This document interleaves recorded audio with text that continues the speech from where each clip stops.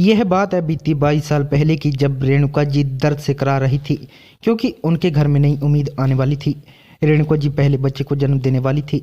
रात के 2 बजे दाई को घर बुला लिया गया था क्योंकि वही तो थी जो रेणुका जी के बच्चे को जन्म देने वाली थी। अंजना दाई जब रेणुका जी के घर में दाखिल हुई तो दीपक जी ने कहा कि मेरी पत्नी अंदर है और आपका काफ़ी देर से इंतजार हो रहा है। वह बुरी तरह से तड़प रही थी।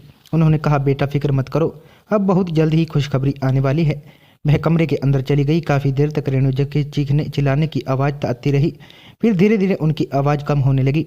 रेणुका जी रोते हुए कह रही थी कि दाई मासी बताओ ना, मैंने बेटे को जन्म दिया है या बेटी को। अंजना दाई ने जवाब दिया कि तूने बेटी को जन्म दिया है, मगर तूने एक बेटी को नहीं, दो बेटियों को जन्म दिया है और इन दोनों ही बेटों का भाग्य आने वाले समय में बड़ा ही खराब होने वाला है। रेणुका जी कहने लगी कि दाई मासी ऐसी क्यों बातें कर रही हो, मेरी बेटी का भाग्य भला क्यों खराब होने वाला है।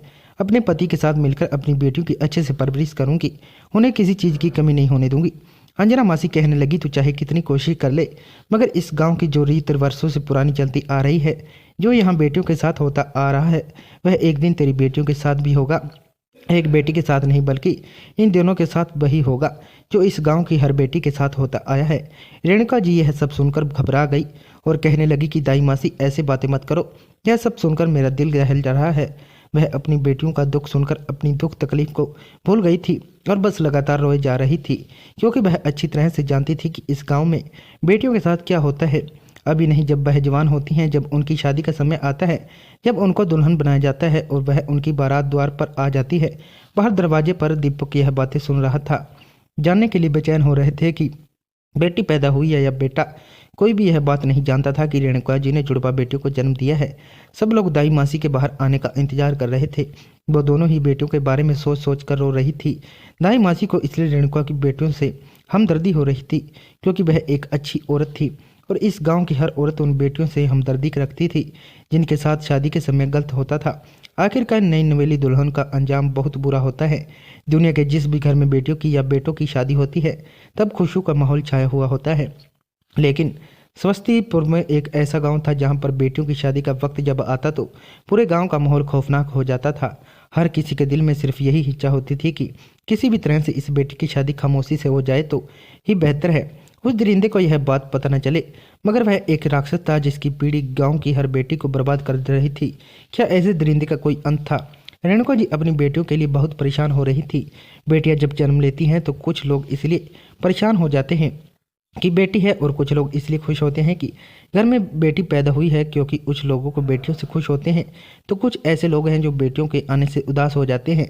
इस गांव में बेटियों के पैदा होने पर अगर माता पिता खुश भी होते हैं तो उन्हें अपनी खुशी को अपने दिल में दबा कर रखना होता था, क्योंकि बेटियों के साथ होने वाले अंजाम बारे में जानकर सभी लोग सारी जिंदगी अपनी बेटी को बहुत लाड प्यार देते थे और उनकी जवानी से बहुत डरते थे। रेणुका जी ने रोते रोते फिर एक उपाय सोचा और वह उपाय जब उन्होंने अंजना दाई को बताया तो वह कहने लगी कि नहीं, तू ऐसा नहीं कर सकती। रेणुका, तुझे मुझे नहीं पता कि अगर किसी को पता चल गया तो क्या होगा। रेणुका जी ने कहा कि इस बारे में किसी को भला कैसे पता चल सकता है, क्योंकि यह बात बंद कमरे के अंदर मौजूद है। उन्होंने अंजना दाई से पेपर और पेन उठाने के लिए कहा और फिर उसके बाद उन्होंने एक खत लिखा जो उन्होंने अपनी बहन के नाम लिखा था। और फिर वह अंजना दाई से रिक्वेस्ट करने लगी कि दाई मासी, मेरी एक बेटी की इज्जत बचा लो। मैं भले ही अपनी दोनों बेटियों की इज्जत जवान होने के बाद नहीं बचा सकती, मगर एक की तो इज्जत बचा ही सकती हूँ। दाई मासी हैरान रह गई थी। रेणुका जी के आंसू उनसे देखे नहीं जा रहे थे। फिर रेणुका जी ने खत लिखकर दाई मासी को दिया। उस खत में जो लिखा हुआ था उसे पढ़कर दाई मासी रेणुका जी की बात मानने के लिए तैयार हो गई थी। मेरा नाम रोशनी है, मैंने होश संभाला तो खुद को एक अमीर परिवार में पाया था। मेरी मम्मी पापा मुझसे बहुत प्यार करते थे। मेरे 2 भाई थे और दोनों ही भाई मुझसे उम्र में बड़े थे। वह दोनों ही आउट ऑफ कंट्री में पढ़ाई कर रहे थे। मैं मम्मी पापा की इतनी लाडली थी कि उन्होंने मुझे अपने शहर से बाहर आने कभी नहीं दिया था।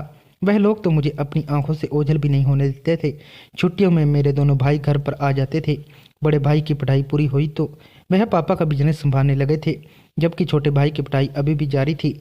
बचपन से लेकर जवान होने तक का सफ़र मेरे अपने घर में मेरा बहुत ही अच्छा गुजरा था। लेकिन अब एक वक्त ऐसा आ चुका था जो हमारे लिए बहुत ही कड़ा समय था। मेरी मम्मी को कैंसर जैसी बड़ी बीमारी हो गई थी, जिसके बारे में हमें अभी कुछ समय पहले ही पता चला था।